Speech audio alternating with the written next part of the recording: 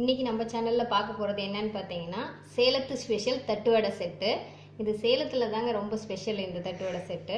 இதுக்கு தேவையானது என்னென்ன அப்படின்னு பார்த்தீங்கன்னா, இது ரொம்ப நல்ல ஹெல்த்துக்கு ரொம்ப நல்லது, பசங்களுக்கு ரொம்ப பிடிக்கும். ஒன்றும் இல்லைங்க, நம்ம ஆர்டினரியாக நம்ம வீட்டில் சமைக்கிற கொத்தமல்லி சட்னி ஆர் ரெட் சட்னின்னு பசங்க சொல்லுவாங்க, க்ரீன் சட்னின்னு சொல்லுவாங்க இல்லையா. அதாவது கொத்தமல்லி சட்னி இருந்தாலும் எடுத்துக்கங்க, அதுக்கப்புறம் இன்னொரு சட்னி இருந்தாலும் 2 சட்னி கூட நீங்கள் எடுத்துக்கங்க.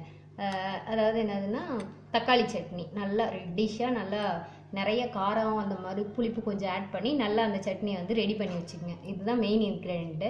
அதுக்கப்புறம் என்ன அப்படின்னு பார்த்தீங்கன்னா, கொஞ்சம் நான் வந்து கேரட் துருவி இருக்கேன், அப்புறம் பீட்ரூட் வந்து கொஞ்சம் துருவி இருக்கேன், அதுக்கப்புறம் பெரிய வெங்காயம் இந்த மாதிரி பொடிசாலாம் கட் பண்ணி வச்சுருக்கேன்.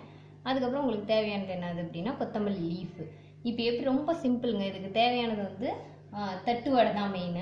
தட்டு வடை எடுத்துக்கிட்டேன் நான். இதில் ஃபஸ்ட்டு வந்து ஒரு பீஸ் வந்து இந்த மாதிரி தட்டு வடை எடுத்துக்கங்க.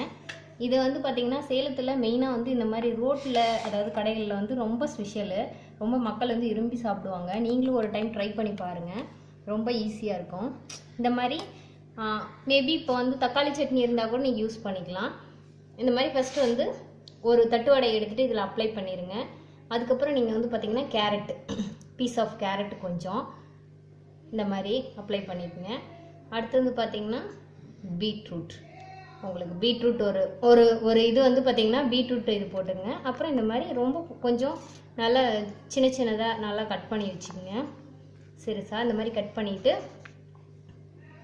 பெரிய வெங்காயம் வச்சுட்டேன். அதுக்கப்புறம் பார்த்திங்கன்னா கொஞ்சம் கொத்தமல்லி லீஃப் வந்து கட் பண்ணது. இந்த மாதிரி ஒரு பார்த்திங்கன்னா ஒரு கோபுரம் மாதிரி இருக்கும். இதை அப்படியே இங்கே வச்சுட்டு இங்கே பாருங்கள், இந்த மாதிரி வச்சுருங்க. அதுக்கப்புறம் இன்னொரு தட்டு வடை செட் எடுத்துகிட்டு அது மேலே திரும்ப இந்த மாதிரி மேலே அப்ளை பண்ணிவிட்டு இன்னொரு லேயர், அதாவது மேலே இப்படி க்ளோஸ் பண்ணிடுவீங்க. பார்க்குறதுக்கு வந்து பார்த்திங்கன்னா இந்த மாதிரி இருக்கும். உங்களுக்கு பார்க்குறதுக்கு இந்த செட்டு இப்படி இருக்கும்.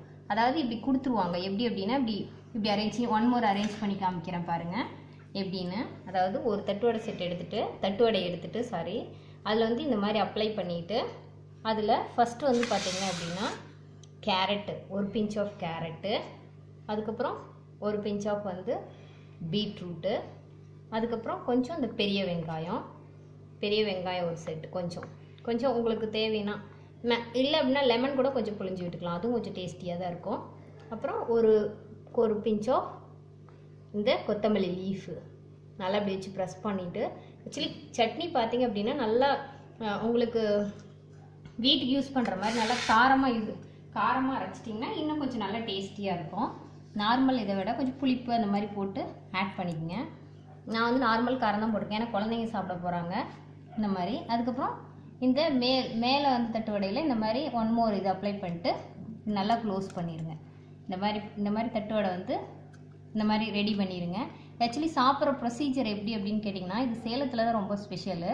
இது வந்து இந்த மாதிரி ஃபுல்லாக கையை வந்து இந்த மாதிரி ப்ரெஸ் பண்ணி எடுத்துகிட்டு அப்படியே வாயில் ஃபுல்லாக போடுற வேண்டியதான், இல்லை கடிச்சு கூட சாப்பிட்லாம். ரொம்ப டேஸ்டியாக இருக்கும். இது குழந்தைங்களுக்கு ரொம்ப பிடிக்கும். சில குழந்தைங்களாம் வந்து பார்த்திங்க அப்படின்னா உங்களுக்கு வந்து இந்த மாதிரி கேரட்டு, பீட்ரூட் இந்த மாதிரி ஐட்டம்ஸ்லாம் எடுத்துக்கவே மாட்டாங்க. இப்போ ஈவினிங் ஸ்கூல்லேருந்து வந்தோடனே இந்த மாதிரி நீங்கள் வந்து ஒரு நல்ல ரெட் சட்னியோ இல்லை க்ரீன் சட்னியோ அப்ளை பண்ணிவிட்டு நல்லா இந்த மாதிரி நல்லா டேஸ்டியாக இந்த மாதிரி ஒரு ஃப்ளேவரோடு வச்சு கொடுத்தீங்க அப்படின்னா, அவங்களுக்கு எடுத்து சாப்பிட்ற மெத்தடும் சொல்லி கொடுத்துட்டிங்க அப்படின்னா ஆட்டோமேட்டிக்காக அவங்க ரொம்ப விரும்பி சாப்பிடுவாங்க. ரொம்ப டேஸ்டியாகவும் இருக்கும். ஒன்ஸ் டேஸ்ட் பண்ணி பழகிட்டாங்கன்னா ரொம்ப டேஸ்ட்டாக பிடிக்கும் அவங்களுக்கு. அதனால் நீங்கள் இந்த மாதிரி அப்ளை பண்ணிவிட்டு சாப்பிட்ற மெத்தட் மட்டும் இந்த ஃபுல்லாக க்ளோஸ்டாக பண்ணணும். ஏன்னா இது வந்து பார்த்திங்க அப்படின்னா ஒன்லி வந்து சேலத்தில் தான் இது ரொம்ப ஸ்பெஷலு. அதனால் மற்ற ஏரியா பீப்புள்ஸ் தெரியுதா என்னன்னு தெரியல. ஒன்ஸ் நீங்கள் உங்கள் ஏரியாவிலேயே நீங்கள் ட்ரை பண்ணி பாருங்கள், ரொம்ப ஹெல்த்தியாகவும் இருக்கும். ஸ்கூல்லேருந்து வந்தோடனே ஸ்நாக்ஸு அது இது கொடுக்கறதுக்கு பதிலாக இந்த மாதிரி கொடுத்தீங்கன்னா நல்லா ஹெல்த்தியான ஃபுட்டாக இருக்குது. நீங்கள் இதை எடுத்துக்கங்க. அநேகமாக இந்த வீடியோ உங்களுக்கு பிடிச்சிருக்குன்னு நினைக்கிறேன். பிடிச்சிருந்தா மற்றவங்களுக்கு ஷேர் பண்ணுங்கள். தேங்க்ஸ். சப்ஸ்கிரைப் பண்ணுங்கள்.